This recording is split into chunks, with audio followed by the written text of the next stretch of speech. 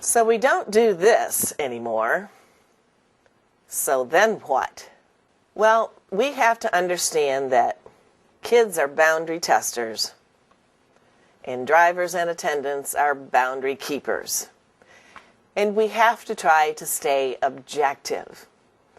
See, we are the boundary keepers. We make that line in the sand, and we tell the children, if you cross that line, there will be consequences for your behavior. So, kids are kids. They're boundary testers.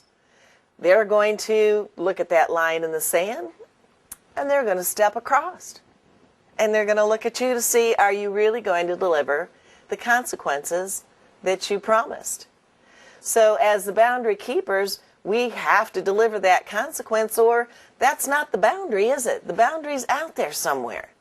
And because kids are kids, they're going to push and test and test and test until no means no, and it doesn't mean maybe.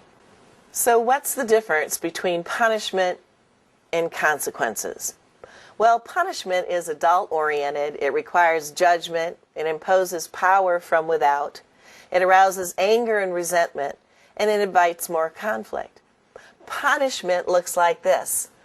I am so sick and tired of you doing this thing, and I am bigger and badder than you, and I'm going to punish you because I'm angry. I'm perturbed with you, and I'm going to punish you. However, the other side of the coin is consequences. It's keeping it objective, knowing that kids are boundary testers and we are the boundary keepers. Consequences are student-oriented, are objective, involve choices. They focus on the behavior, not the person. It's not that they're a bad child, it's that their behavior is unacceptable. And they're easier to accept. So here would be an example. I won't make you sit down and lower your voice.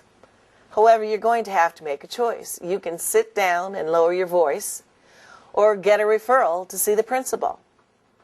Then you need to allow the student time and space to make those choices. If the student chooses to refuse, say, it looks like you have made your choice, and then carry out the consequences.